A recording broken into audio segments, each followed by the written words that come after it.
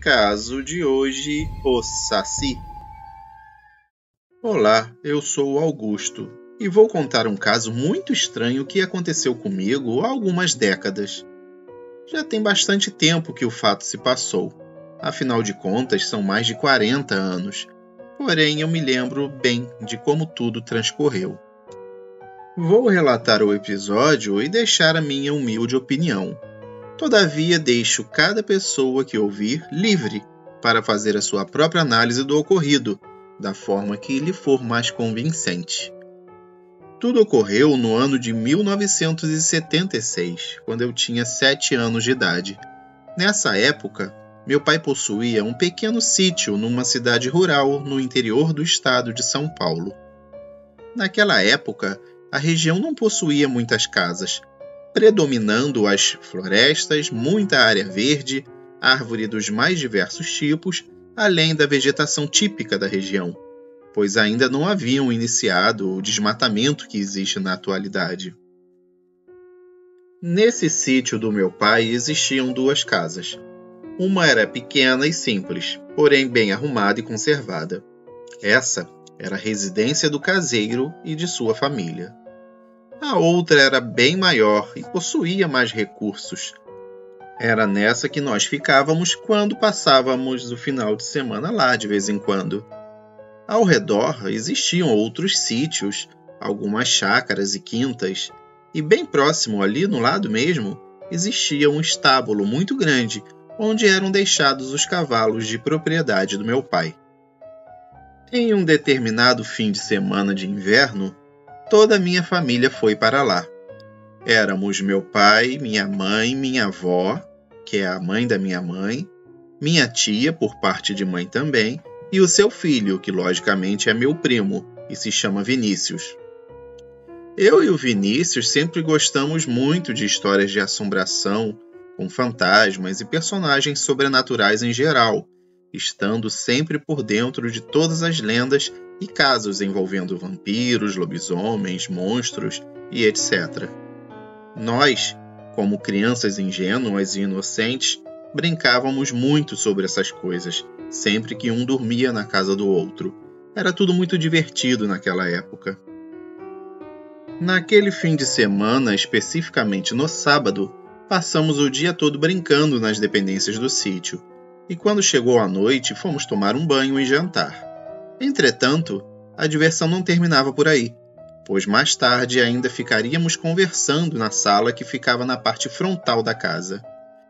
Era uma sala enorme, com grandes janelas e uma porta de madeira muito forte, localizada exatamente no meio da primeira parede do imóvel, dando acesso ao alpendre que havia do lado de fora. As outras pessoas da nossa família estavam na cozinha, que ficava no final de um corredor, na parte dos fundos da casa. Era mais ou menos umas 10 horas da noite, quando começamos a ouvir um assobio muito agudo vindo do lado de fora da casa, mas bem distante. Achamos aquilo muito estranho, pois nesse horário aquela região fica bastante silenciosa, dando para ouvir apenas os animais noturnos, como grilos, sapos e corujas. Ficamos prestando atenção e acompanhando aquele som, quando de repente o assobio foi ficando mais estridente e chegando mais perto, cada vez mais perto da casa. Então nós dois, meu primo e eu, comentamos um com o outro em tom de brincadeira, que aquilo só poderia ser um saci. Claro que nós não acreditávamos realmente que essa coisa pudesse existir. Era algo que parecia fantástico demais, até pra gente. Estávamos ainda fazendo piada com aquele ruído, quando em um determinado momento o assobio chegou tão perto que parecia vir do outro lado da porta que dava para fora da casa, bem na varanda. Notamos que nessa hora, além daquele som incômodo, haviam rajadas de vento que fizeram as janelas chacoalharem por alguns segundos. Eu e o Vinícius ficamos muito arrepiados com aquilo tudo. E com muito medo fomos dar uma olhada pela janela. Infelizmente estava muito escuro do lado de fora, já que nessa varanda não haviam lâmpadas elétricas, apenas lampiões alimentados por querosene, e que não estavam acesos naquele momento. Por esse motivo, não conseguimos ver nada. Em seguida, o assobio foi se afastando, embora continuasse soando bem estridente e irritante para nós. Enquanto isso, os cavalos que estavam no estábulo ficaram muito agitados, relinchando e correndo para lá e para cá como loucos. Depois disso, começamos a ouvir mais alguns barulhos, como se fosse alguma coisa correndo e pulando, batendo no tronco das árvores e objetos de madeira, como portões e cercados. Contamos sobre aquilo tudo que estava acontecendo para o meu pai e para minha mãe, e eles não deixaram a gente sair de jeito nenhum naquele momento, dizendo que de manhã cedo eles iriam ver se algo errado aconteceu. Então fomos dormir, mas morrendo de medo daquele fato estranho que havia se sucedido.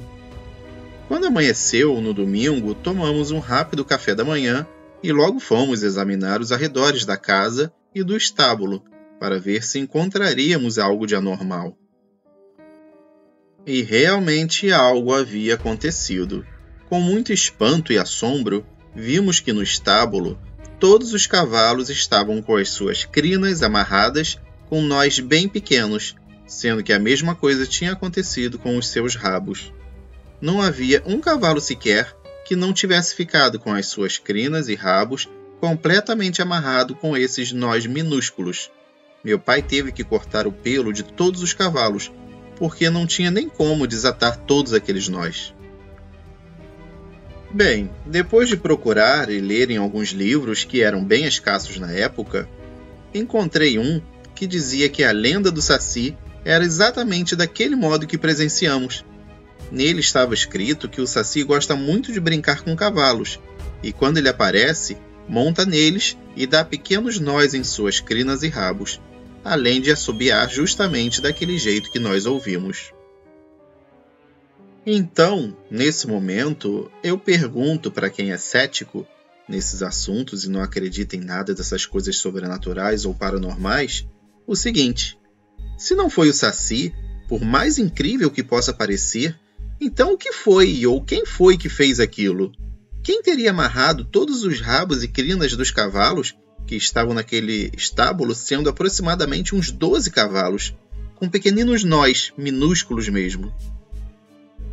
Acredito eu que ninguém passaria a noite toda dando minúsculos e precisos nós nos pelos dos cavalos, e ainda no escuro, só por brincadeira, e ainda com aquela precisão toda com que foram feitos. Eu tenho consciência de que isso é uma coisa inacreditável, mas que aconteceu, eu garanto que aconteceu. É claramente sabido que muitas coisas estranhas acontecem no mundo, várias sem explicação. Por isso que uma das frases mais verdadeiras que eu vi até hoje é aquela que diz: a verdade está lá fora, basta ter coragem para sair e ver. Foi exatamente o que o meu primo e eu fizemos naquele distante dia de inverno no sítio do meu pai. E esse foi mais um caso para ouvir no escuro. E você que acompanhou esse caso aqui com a gente, acredita nessas lendas brasileiras? Acredita no Saci? Deixe seu comentário. Obrigado.